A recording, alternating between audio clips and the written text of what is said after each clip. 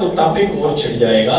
بات اور بات نکل جائے گی۔ آج ہم کمزور ہیں تو ہماری کمزوری کی وجہ بھی یہی ہے، ہم نے مصطفیٰ کریم صلی اللہ علیہ وسلم کی ذات جو ہمارے لیے رول ماڈل تھی جیسے سامنے رکھنا چاہیے تھا، اسے ہم نے بلا دیا ہے۔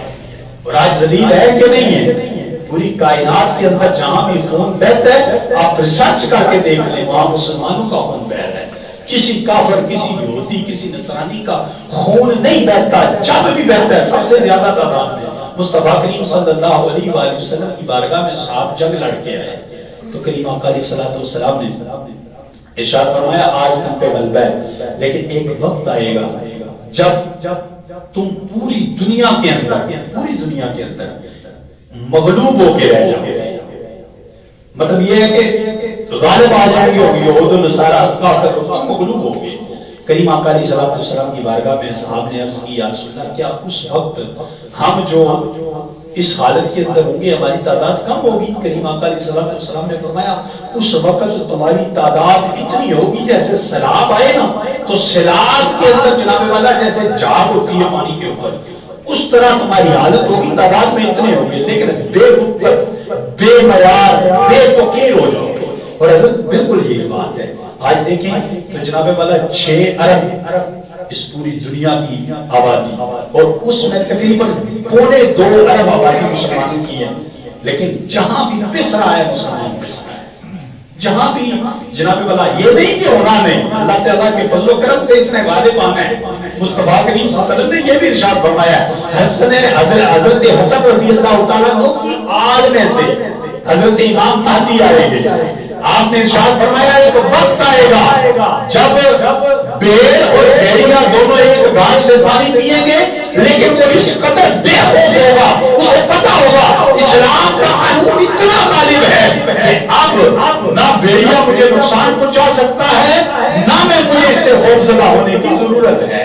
اتنا اسلام غالب آئے گا، لیکن اس کے لیے جو بندہ کوشش کرے گا، جو مشقت کرے گا، جو جناب والا اپنا وقت دے گا، اس کے لیے انعام اسی کو ملنا ہے۔ یہ حقیقت ہے۔ اگر آج ہم بیٹھ گئے، میں پورے وضوح سے کہتا ہوں آپ نمازیں 5 پڑھ لیں، کافر یہود و نصارہ کی زندگی پہ اس سے کوئی فرق نہیں پڑے گا۔ آپ جناب والا حج ہر سال کرنے چلے جائیں، کافر کی زندگی پہ، منافق یہود و نصارہ کی زندگی پہ اس سے کوئی فرق نہیں پڑے گا۔ آپ جناب والا زکوٰۃ جو ہے وہ بڑھ چڑھ کے ادا کریں، نہ کریں تب بھی اس کی زندگی پہ کوئی اثر نہیں پڑے گا۔ اس کی زندگی پہ اثر پتہ ہے کب پڑتا ہے؟ جب تم اس کے لائے ہوئے نظام میں، اس نے جناب والا کہا کہ اس سے تفرقے میں ڈالنا ہے، یہ بچ جائے، جب ان کے اس منشور کو توڑتے ہوئے تم حضور کی ختم نبوت پہ نعرہ لگاؤ گے تو اسے تکلیف ہوتی ہے۔ حقیقت میں مبنی بات ہے۔ دیکھ لیں کیسا وہ رکھا ہے، اس نے فلٹر رکھا ہے۔ حضور نبی رحمت صلی اللہ علیہ وسلم کی ختم نبوت کی بات ہو، حضور کی وہ کرے تو جناب والا فوراً اس کو پکڑے گا۔ نماز کی بات کر لیں، ایسے پڑھنی چاہیے، ایسے نہیں پڑھنی چاہیے، زکوٰۃ اتنی ادا کرے، حج کے اراکین یہ ہیں، کوئی پابندی نہیں۔ لیکن جناب والا اگر حضور نبی رحمت صلی اللہ علیہ وسلم کی ختم نبوت کی بات آئے تو اس نے مسلمانوں کے ذہنوں کے اندر ڈال دیا ہے کہ جناب والا یہ سیاسی نعرہ ہے۔ یہ کیا ہے؟ کہتے ہیں لوگ، اللہ کی عزت و جلال کی قسم لوگ کہتے ہیں کہ یہ سیاسی نعرہ ہے، لیکن مجھے نہیں سمجھ آتی جب یہ کہہ رہتے ہیں حضور کی ختم نبوت کا نعرہ جو ہے وہ سیاسی ہے، اس وقت ان کے ذہن سے یہ کیوں نکل جاتا ہے ما کان محمد ابا احد من رجالکم ولکن رسول اللہ و خاتم النبیین۔ مجھے سمجھ یہ نہیں آتی کہ جب حضور نبی محمد صلی اللہ علیہ وسلم کی ختم نبوت کے نعرے کو یہ کہہ رہے تھے یہ سیاسی ہے، اس وقت ان کی ذہن سے یہ بات کیوں نکل جاتی ہے لا نبی آبادی انا خاتم النبیین، مصطفیٰ کریم صلی اللہ علیہ وسلم کی حدیث مبارکہ، یہ ذہن سے نکل کیوں جاتا ہے؟ یہ وجہ یہ ہے کہ کچھ نہ کچھ لوگ، کچھ نہ کچھ جناب والا ہمارے اندر وہ عناصر موجود ہیں جو اس چیز کو جناب والا پھیلا رہے ہیں اور لوگوں تک پہنچا رہے ہیں۔ حضور کی ختم نبوت کا نعرہ سیاسی ہو گیا، تحریک تو چلو بعد میں بنی، پہلے لبیک یا رسول اللہ کا نعرہ جناب والا یہ کیا مصطفیٰ کریم صلی اللہ علیہ وسلم کے اصحاب نے نہیں لگایا؟ اب حدیث مبارکہ کا مطالعہ کر کے دیکھیں، جب کفار اور جناب والا مسلمان آپس میں جنگ ہوئی تو جناب والا منافقین نے بھی اللہ اکبر کا نعرہ لگانا شروع کر دیا، اور کریم آقا علیہ الصلوۃ والسلام نے ارشاد فرمایا کہ آج تمہارا نعرہ یا محمد ہوگا۔ تو اس وقت کیا تھا؟ حضور نبی رحمت صلی اللہ علیہ وسلم کی بارگاہ میں وہ بیٹھ کے کہتے نہیں تھے صاحب کہ یا رسول اللہ صلی اللہ علیہ وسلم ہم حاضر ہیں، آپ کے لیے ہم اپنا تن من دھن سب کچھ قربان کرنے کو تیار ہیں، لیکن اب اگر یہاں پہ گئے تو یہ احباب ذوالفقار صرف بانٹنے کے لیے، تقسیم کرنے کے لیے جتنا ہو سکتا ہے جناب والا کرتے ہیں، کہیں یہ متحد نہ ہو جائیں۔ اسے بھی پتا ہے اگر یہ متحد ہو گئے، اگر یہ جناب والا اس جذبے کے اوپر، وہی بات نے کہا تھا کہ باہر گیا پڑھنے تو وہ اس نے کہا کہ میں نے فرنگی کو کہتے ہوئے سنا اپنے بیٹے کو، وہ کہہ رہا تھا کہ مسلمانوں کو سدا غلام رکھنا ہے، سدا مسلمانوں کو غلام رکھنا ہے، ان کو اپنے ماتحت رکھنا ہے۔ اس نے کہا یہ تو ماتحت رہنے والی قوم نہیں ہے، یہ جناب والا آتے ہی نہیں ہے اس زمرے میں، یہ تو جب لڑنے پہ آتے ہیں تو جناب والا اپنی جان کی پرواہ کیے بغیر کاٹ کے رکھ دیتے ہیں۔ تو حضرت اقبال فرماتے ہیں وہ فرنگی اپنے بیٹے کو کہہ رہا تھا تعلیم کے تیزاب میں ڈال اس کی خودی کو کہ ہو جائے ملائم۔ یہ جو خودی کرتا پھرتا ہے نا کہ میں مسلمان ہوں اللہ کے فضل و کرم سے، یہ میرا امتحان ہے، جتنے بھی کافر ہیں میں نے لا الہ الا اللہ پڑھا ہے، مجھے اللہ رب العزت نے یہ توفیق بخشی ہے۔ تو وہ حضرت اقبال فرماتے ہیں وہ فرنگی اپنے بیٹے کو کہہ رہا تھا تعلیم کے تیزاب میں ڈال اس کی خودی کو کہ ہو جائے ملائم جدھر چاہے اسے پھیر۔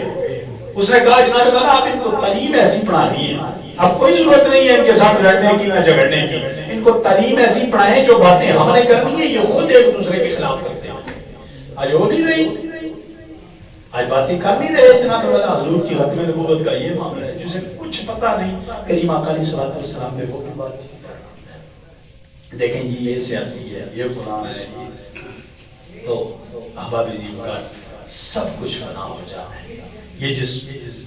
زمرے میں ڈال رکھا ہے نا انہوں نے ہمیں کہ جناب معاشی طور پہ آپ کمزور ہیں، اللہ کی عزت و جلال کی قسم، بات میں نے آپ کے سامنے پہلے بھی عرض کی ہے، بادشاہ تھا نا تو بڑے خوبصورت قسم کا جناب اس نے محل تعمیر کیا، بڑا خوبصورت قسم کا، اور اسی محل کے اندر اس نے جناب والا لوگوں کو بلایا، وزراء آئے، امراء آئے، بڑے بڑے لوگ آئے، آگے کہا عام و خاص کے لیے دعوت ہے، آؤ کھانا بھی کھاؤ، اس خوبصورت عمارت کو بھی دیکھو، اور اس کو جناب والا دیکھنے کے بعد اس کے اندر اگر کوئی نقص ہے تو وہ بھی بیان کر کے جاؤ تاکہ اس کے نقص کو دور کیا جائے۔ اب بادشاہ لوگ آتے ہیں، امراء آئے، وزراء آئے، انہوں نے کھانا کھایا، کیا کمال عمارت بنی ہے، اس جیسی عمارت کوئی نہیں، یہ تو کمال کر دیا بادشاہ سلامت، نہ پہلی دنیا میں جناب والا پہلے جو لوگ گزرے ہیں ایسی عمارت تعمیر کی ہوگی، نہ جناب والا رہتی دنیا تک کوئی ایسی عمارت بنا سکے گا جتنی تو بنا کے جا رہا ہے۔ ہر کوئی تعریف کرتا، کھانا کھاتا چلا جاتا، بڑے جناب والا وہ پروٹوکول کے ساتھ بلایا جاتا، تعریفات سنی جاتی، اس کے بعد فارغ کر دیا جاتا۔ لیکن ایک فقیر مجذوب چولا پہنے ہوئے آیا